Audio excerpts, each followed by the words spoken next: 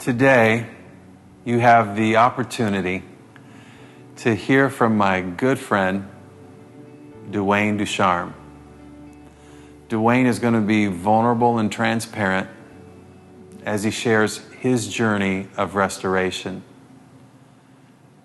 Duane made it to the mountaintops in the way that our culture measures success, but he also found himself in the valley.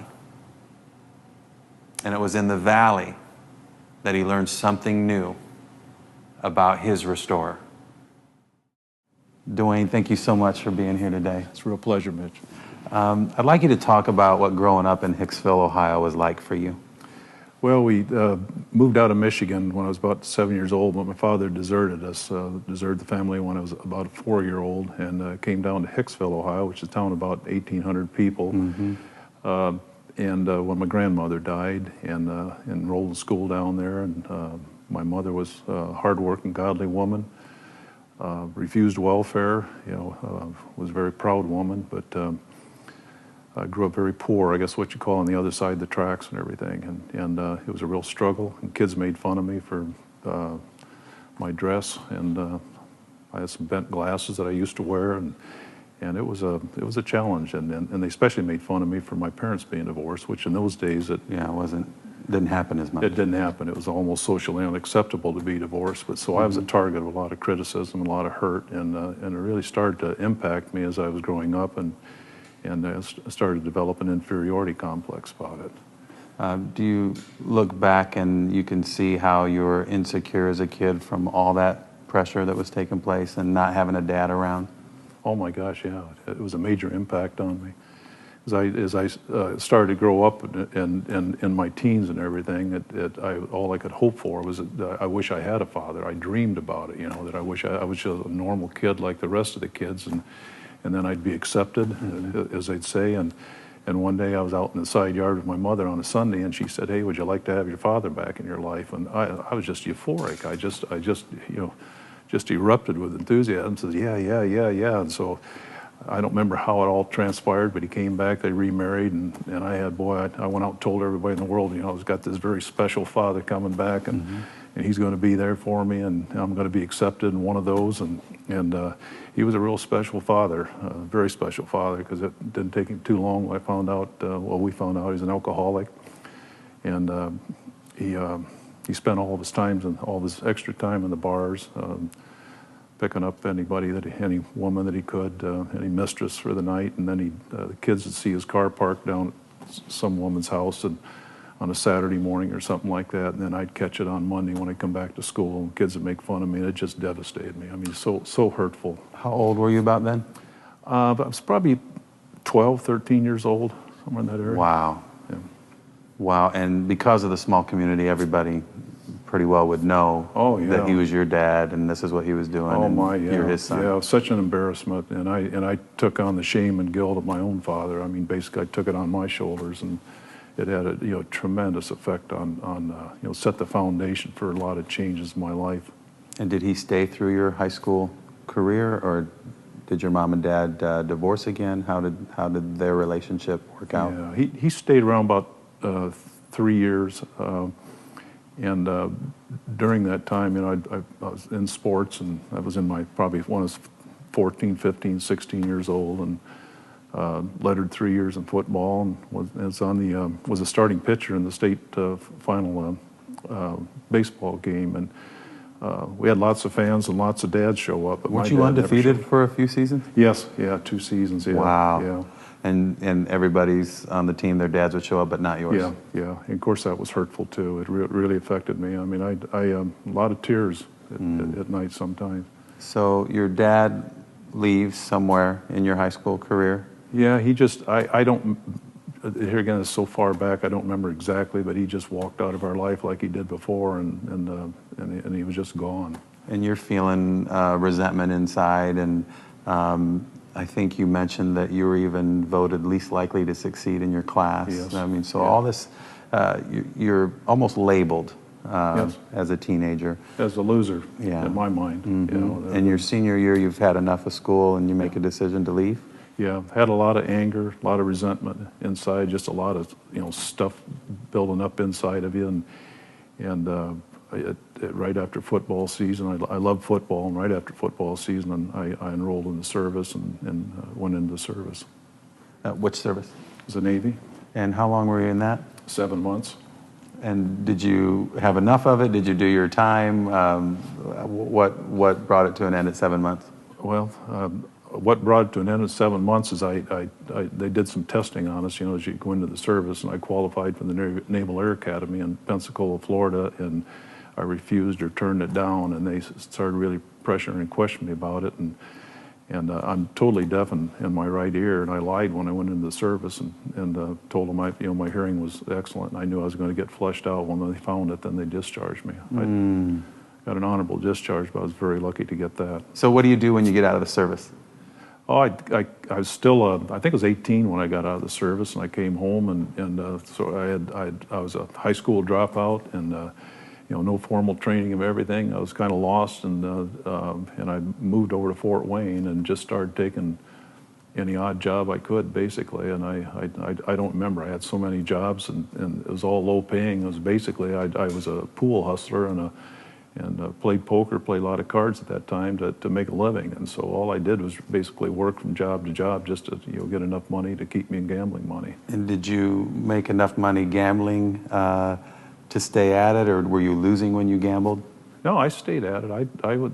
I stayed at it for probably 2.5 years, something like that. Wow. Yeah. Then do you meet your eventual wife about this time? Yes, around that time, and we moved to Defiance, Ohio at that time, and I was a service manager in a Ford dealership down there for about a year, and then moved back to Fort Wayne, and had 2 children at that time, and was still working various jobs.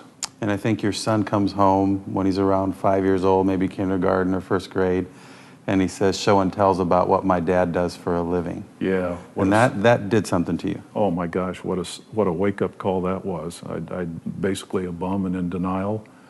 And he came home and says, Dad, I'm going to go to school tomorrow. And he said, I'm supposed to tell what you do for a job or what you do for a living. He said, what do I tell him? And I thought, well, what does he tell him? This is a sidebar, and it's just kind of funny. It reminded me, my youngest daughter came along after I had sold our business, so I've been doing this and full-time ministry volunteering, and she helps me once in a while if I make a pizza on a Sunday night or something. So all the kids were talking about, my dad's a fireman, my dad's an attorney, my dad's a judge, and she goes, my dad makes pizza! And boy, did the teacher that heard that, she had to call me right away. Yeah. So I get, though, strongly, even that being funny kind of made me think there's something inside of us as a guy that we feel that we're defined by what we do. We're defined by our achievements. So what'd you do when that happened?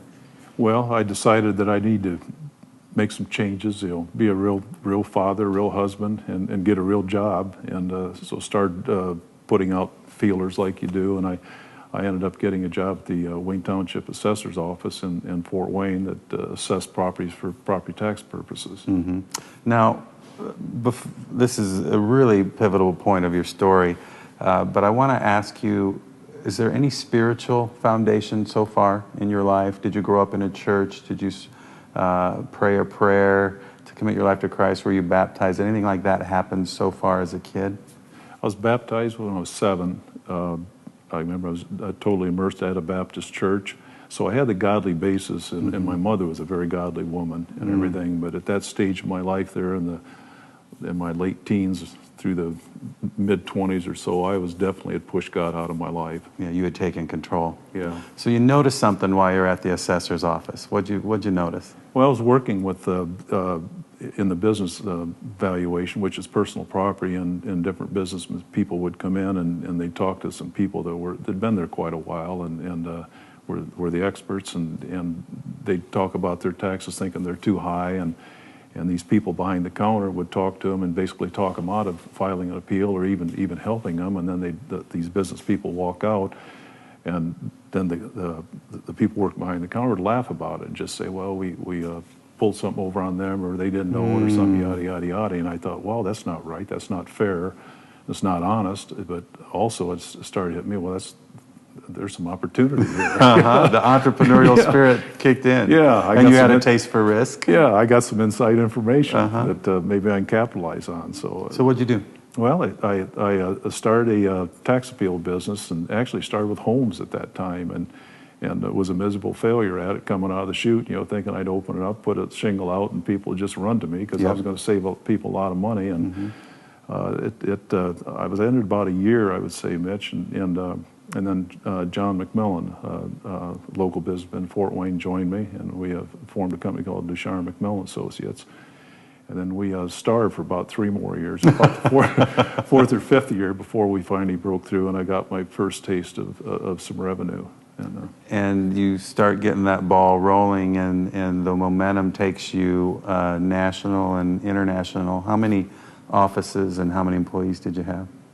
It was a 22-year run there, and it didn't happen overnight, like I say, but from about that 5th or 6th year in business up to about our 15th year in business, we moved from a 10 by 10 square foot office, just a little office with no windows in it, and an incandescent bulb hanging from the ceiling, to 25 offices in the major U.S. cities across the country, all the ones you typically think of, the L.A.'s, New York, Chicago's, Dallas, Seattle, and then one in Toronto.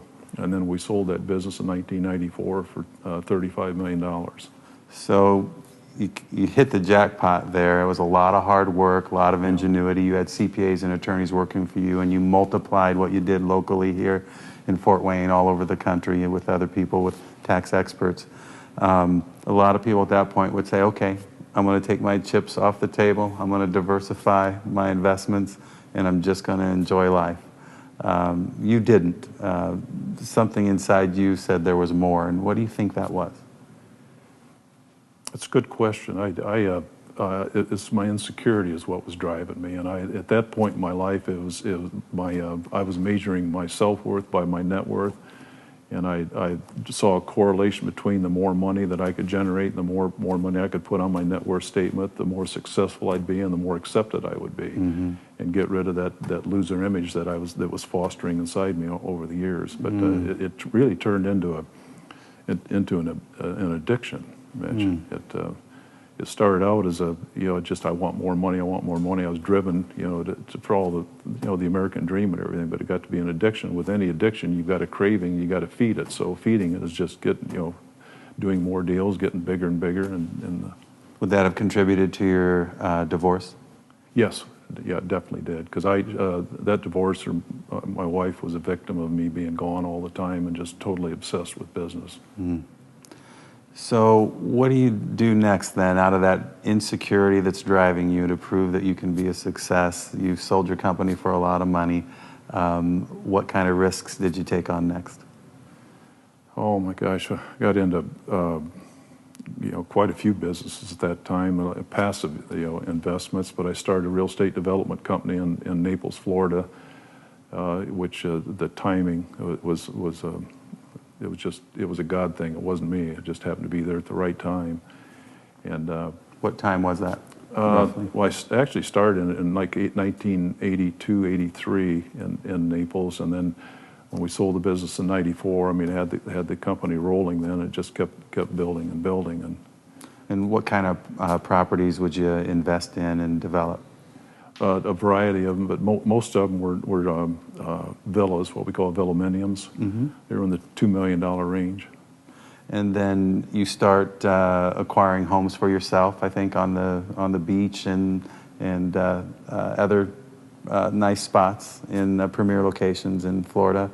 And you're doing well, right? The market's going up. You're making more and more money, and there really was no downside yet, right? Oh, it was all upside, and it was all about me. I thought I had the golden touch and couldn't miss, and all full of pride and ego and really swollen up. Did you travel at that time?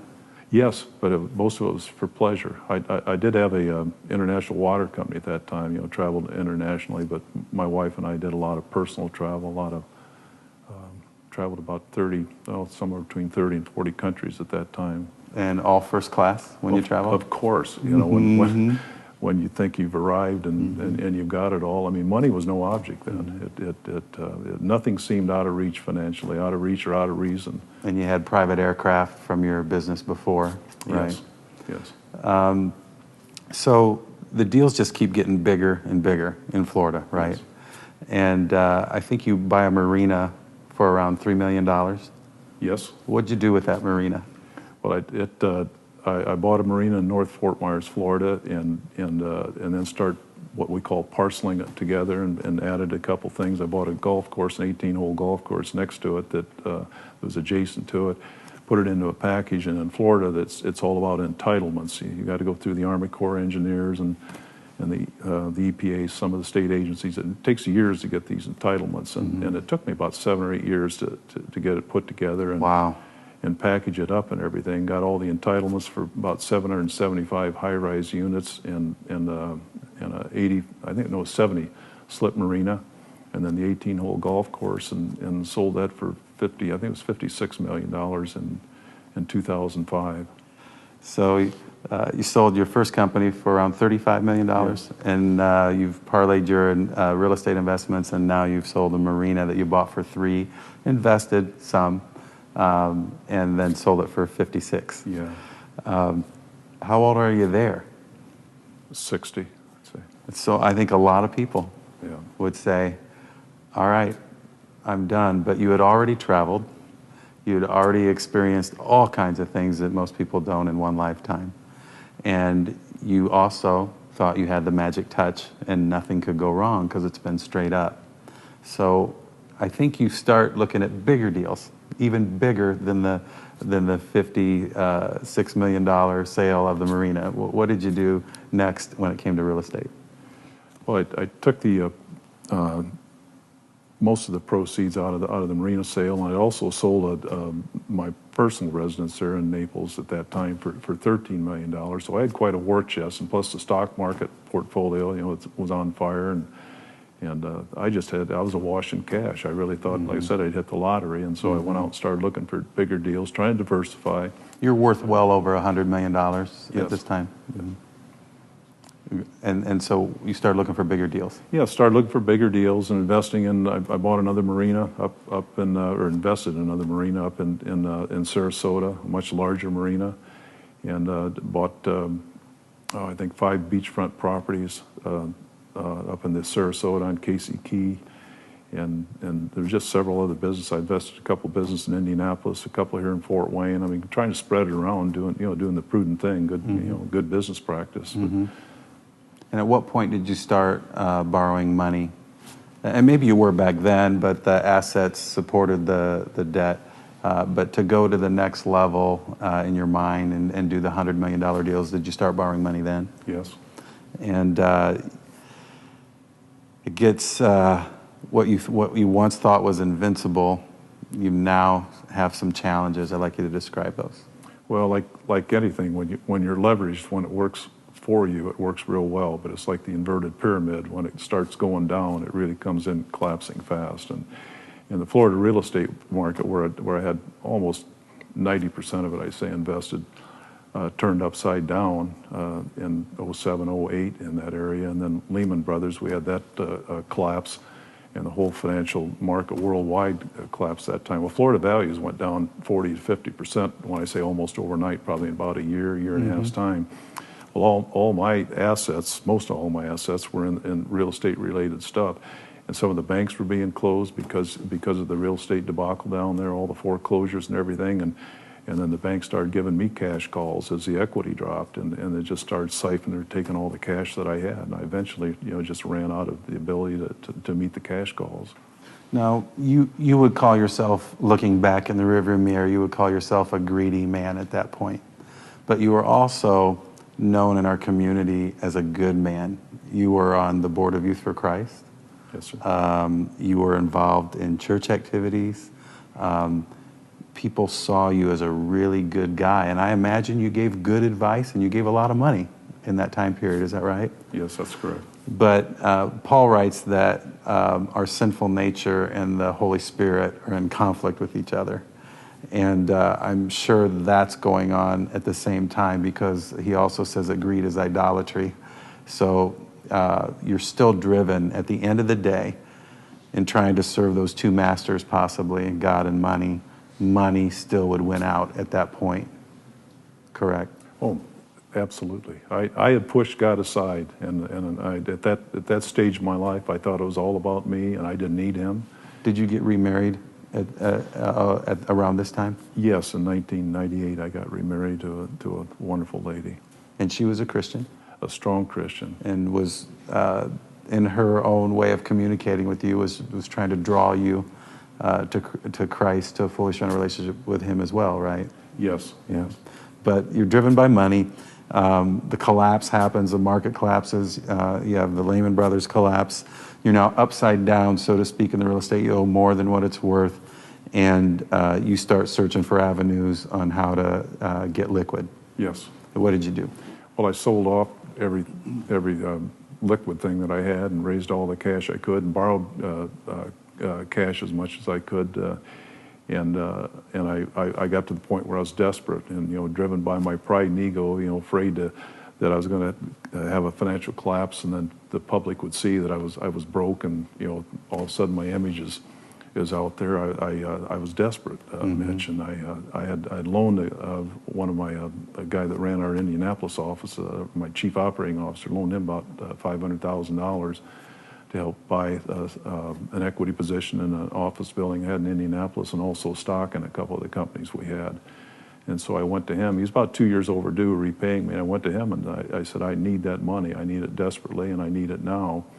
And he told me, he said, I can get it for you, but it'd be all cash. And he says, he said, it's laundered drug money. Is that a problem? And I told him, no. I said, I don't care where you get it. If you get it from your mother, just get it for me. I need it. And you found out later that you didn't know completely who was listening to that conversation and what was going on. What happened? Well, at that point, I don't think the feds were involved, but later on, a couple subsequent conversations we had on that, he apparently was wired by the Department of Justice, and he turned government informant. He had been apparently arrested on drug charges, which I wasn't aware of, and it turned state's evidence. And so he set me up for a sting. He's working for you? Yes. In what kind of business? He was my chief operating officer in a donor, human donor business. And was he part? He was part of the drug sales network that was going on in that business that you were totally unaware of? Yes, I didn't know at the time, but after my arrest, the agents, when I downloaded my what knowledge I had of it, we found out that they had been operating a drug ring out of our Indianapolis business for over 3 years, and it amounted about $20 million in illegal drugs that they were operating. We actually had people on our payroll that he'd hired that we were paying to go out and do work, but they were actually going out and delivering drugs, and we had zero knowledge of it. So, how does the case get brought against you? Well, I agreed to take the laundered money, and I was down in Texas where he said it was at, and we went to he had said it was in a storage unit. Went to pick it up and pick the money up. He put it in my trunk, and I drove away. Went about 10 minutes later, I got arrested by some agents. What went through your mind at that point? I mean, this is Duane DuCharme, great man, pillar of the community here in Fort Wayne, worth over $100 million a few years ago, and you're pulled over in a federal sting. What goes through your mind? Well, I'd stopped at an office supply, one of the office supply stores, don't remember the name of it, there in Dallas. And I walked back out the car, and I was fumbling around with my keys to get into it, and all of a sudden, like 6 cars came up from different, like a spoke, and came up and like surrounded me, and flashing lights, and my heart dropped, Mitch. I mean, it just, I knew right away what had happened. It starts clicking in your mind. There's something. It was cash. It was a mini storage. He said it was drug laundered money. Was it in a bag or something in your car? It was in a Tupperware container. And I assume they took that right away? Yes, yeah. So are you handcuffed and, you know, treated like a criminal that we see in the movies, or how did that work? Oh, that's a great question. I was impressed with the Department of Justice throughout the entire thing. I know I wasn't handcuffed. They were firm. They were doing their job, but I was treated with respect, and I never felt like I was, you know, being pushed or shoved or anything like that. And this is in Texas? Yes, sir. And you end up going to jail for how many days? Yes, I went to jail for 22 days. And you're waiting what they're going to do with this and how they're going to press charges during that time? Yes, yeah. So had you ever visited a jail before, prior to that? Oh, I'd visited jails, yeah. And what's it like when you're an inmate, so to speak? Does your mind race as your world stops? What was going on in your mind and heart? Well, different emotions, and depending on where you're at in that phase. When I first got arrested, I mean, it's humbling, it's crushing, and you know, I just come from being, like you said, like $100 million world traveler, everything at my disposal, communications, people, you know, whatever you needed, money. And all of a sudden, you're stripped of all of that. I mean, you're stripped of everything. They take your clothes, they take your credit cards, they take your phone. And you're just thrown in, and it's cold. And when I first got in there, I thought, well, I'll be out overnight or the next day at the most, because, you know, I know my wife's going to be there. She promised me she'd always be there for me, and so I kind of laughed it off, quite honestly. I knew it was serious, but. Mm-hmm. But I thought, yeah, this is, you know, I'm an upstanding businessman, and so they'll probably slap my wrist and I'll be out here. But, mm-hmm. And it's still full of myself, Mitch. Even though I'm in trouble, I won't accept it. I was almost like I was in total denial. And is it day 15 that something unique happens? Yeah, yes. Well, as I stayed in jail for the period of time, like about the 5th day, I realized that wait a minute, help isn't coming, and I'm in some real trouble. And I kept thinking about it. Well, finally, I realized that I'm powerless. I'm absolutely for the first time in my life, I couldn't do anything about my situation. I couldn't call somebody, or I couldn't manipulate somebody, or I couldn't coerce somebody, or beg somebody. There was just almost zero communication. And for the first time, I got scared. I really did, and I started searching for that person, that spiritual person that I pushed out of my life. Like, where are you at, God? I need you.